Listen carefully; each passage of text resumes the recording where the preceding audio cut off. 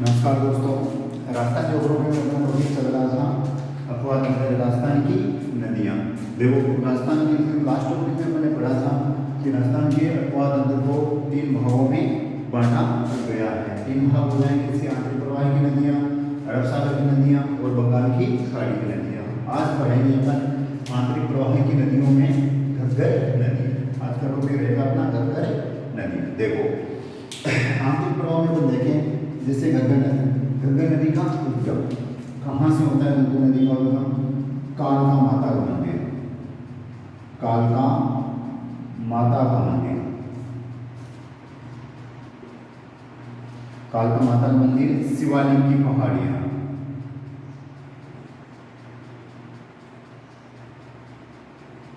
पहाड़ियाँ हिमाचल प्रदेश। कहाँ से होता है? कालका माता मंदिर, शिवालिक की पहाड़ियाँ, हिमाचल प्रदेश। अब यहाँ से नदी बहते हुए हिमाचल प्रदेश, हरियाणा और राजस्थान। अब राजस्थान में प्रवेश करती है ये तलवाड़ा टिब्बी,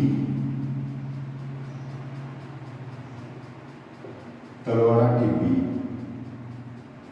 हनुमानगढ़, तलवाड़ा टिब्बी हनुमानगढ़ से नदी राज्य में प्रवेश करती है। यहाँ से नदी हनुमानगढ़ और गंगानगर में बहते हुए आ जाती है फोर्ट अब्बास पाकिस्तान तक। फोर्ट अब्बास पाकिस्तान तक ये नदी बहती है। इस नदी की टोटल लंबाई हम देखें तो 465 किलोमीटर तक देखने को मिलती है। कौन सी नदी की? घग्गर नदी। उद्गम होता है कालका माता का मंदिर, शिवालिक की पहाड़ियाँ, हिमाचल प्रदेश, ठीक है, और समाप्त होती है फोर्ट अब्बास पाकिस्तान, ठीक है।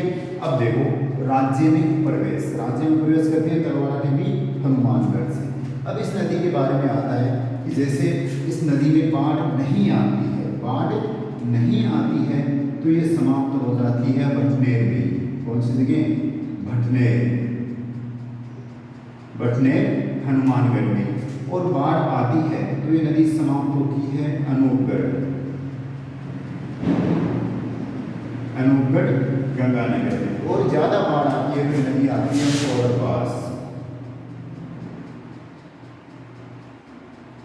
अब्बास पाकिस्तान में ये नदी आती है, ठीक है। तो समाप्त होती है, कभी तो भटनेर में ही हो जाती है, कभी आ जाती है अनूपगढ़ में, और कभी ज्यादा पानी आता है तो नदी चली जाती है पाकिस्तान में फोर्ट अब्बास पाकिस्तान तक ये नदी जाती है। नदी की लंबाई हो जाएगी 465 किलोमीटर, ठीक है। अब इसके अलावा इस नदी पर देखें कि झील कौन सी है, कौन सी झील इस नदी के किनारे बनी हुई है? तो इस नदी के किनारे तलवाड़ा झील हनुमानगढ़ में,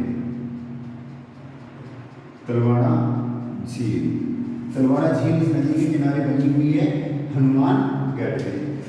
ये तलवाड़ा झील है ना, ये राज्य की अपने राजस्थान की देखें सबसे नीचे स्थित झील है, राज्य की सबसे नीचे स्थित झील है। ऐसे अपन देखें कि राज्य की सबसे ऊंची झील, तो राज्य की सबसे ऊंची झील अपन देखें तो नक्की झील आती है, नक्की झील सिरोही। राज्य की सबसे ऊंची झील आती है नक्की झील सिरोही। और सबसे नीची झील कौन सी हो जाएगी? तलवाड़ा झील हनुमानगढ़। कौन सी नदी के किनारे? घग्गर नदी के किनारे। इसी क्रम में अपन देखें कि सभ्यता, इस नदी के किनारे कौन सी सभ्यता है? तो इस नदी के किनारे में वो देखने को मिलती है सभ्यता में देखें तो कालीबंगा सभ्यता, सभ्यता कौन सी हो जाएगी? कालीबंगा सभ्यता हनुमानगढ़ में, हनुमानगढ़ में।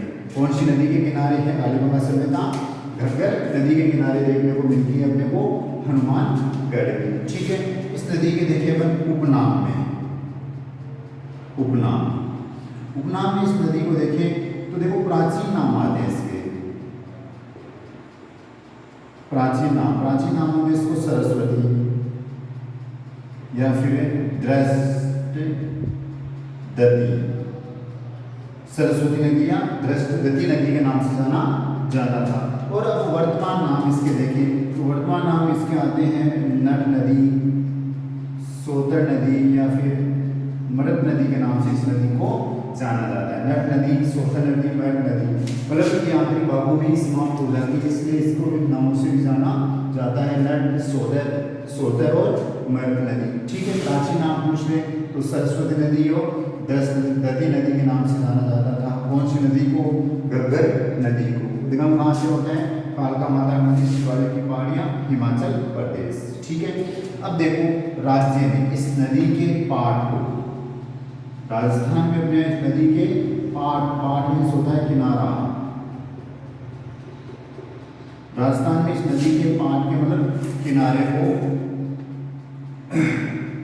नाली क्या कहा जाता है? नाली।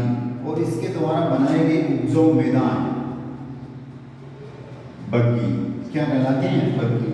मतलब इस नदी के किनारे को राज्य में क्या कहा जाता है? नाली। और इसके द्वारा बनाए गए उपजाऊ मैदानों को राज्य में क्या कहा जाता है? बग्गी कहा जाता है। और इन्हीं भागों को, जैसे इन्हीं को देखें अपन पाकिस्तान में, इस नदी को और इस नदी के किनारे, इन सबको क्या कहा जाता है? हकरा।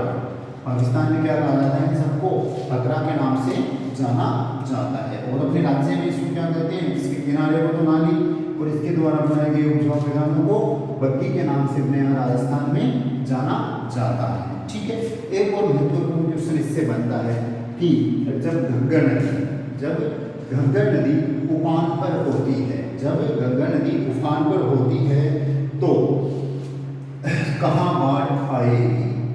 कहाँ बाढ़ आएगी? जब घग्गर नदी उफान पर होती है तो बाढ़ आती है हनुमानगढ़ जंक्शन पर। कहाँ आएगी बाढ़? हनुमानगढ़ जंक्शन पर बाढ़ आएगी, क्योंकि हनुमानगढ़ जंक्शन घग्गर नदी के किनारे से नीचा स्थित भाग है, इसलिए जब घग्गर नदी उफान पर होगी तो बाढ़ कहाँ आएगी? हनुमानगढ़ जंक्शन पर बाढ़ आएगी। ठीक है, इसके अलावा इससे और क्वेश्चन बनते हैं तो आंतरिक प्रवाह की ये सबसे लंबी नदी हो जाएगी घग्गर नदी। ठीक है, तो एक क्वेश्चन और यहाँ से बनता है, अपने राज्य की एकमात्र नदी, राजस्थान की एकमात्र नदी जो दूसरे देश में भी जा रही है, राजस्थान की एकमात्र नदी जो दूसरे देश में पहुंचे में, पाकिस्तान से भी नदी आती है पाकिस्तान तक। ठीक है, तो राज्य की एकमात्र अंतर्राष्ट्रीय नदी भी हो जाएगी कौन सी नदी? घग्गर नदी। ठीक है दोस्तों, घग्गर नदी के बारे में ही क्वेश्चन बनते हैं। इसके उद्गम के बारे में पूछ लिया जाता है, कहाँ से प्रवेश करती है, विशेष ध्यान रखना, सभ्यताओं के बारे में पूछते हैं। घग्गर नदी के किनारे कौन सी सभ्यता है? कालीबंगा सभ्यता। एक पूछ लेते हैं झीलों के बारे में, इस नदी के किनारे कौन सी झील है? तो इस नदी के किनारे पर देखते हैं तरवाड़ा झील बनी हुई, जो अपने राज्य की सबसे नीची झील है। ठीक है, इस नदी के पाठ को पहले कांस्टेबल में काफी बार पूछा जाता है, इस नदी के किनारे को या इस नदी के पाठ को क्या कहा जाता है राज्य में? तो राज्य में उसको नाली कहते हैं। ठीक है, और इसके द्वारा बनाए गए उपजाऊ मैदानों को बग्गी कहा जाता है। ठीक है, पाकिस्तान में इस नदी को और इसके मैदानों को हकरा के नाम से जाना जाता है। ठीक है, और नामों में भी देखें तो प्राचीन नाम आते हैं इसके, सरस्वती नदी या दती नदी के नाम से जाना जाता है। ठीक है, और वर्तमान नाम में अपन देखें तो इसको नट नदी, सोतर नदी या मरद नदी के नाम से भी जाना जाता है। टोटल लंबाई इस नदी की अपन देखें तो 465 किलोमीटर देखने को मिलती है। इसके समाप्त होने के स्थानों के बारे में भी पूछ लिया जाए कि बाढ़ नहीं आती है तो कहाँ समाप्त होती है? भटनेर हनुमानगढ़ में। बाढ़ आती है तो हनुमानगढ़ से कोटबास पाकिस्तान तक ये नदी समाप्त होती है। ठीक है दोस्तों, ये है अपने राजस्थान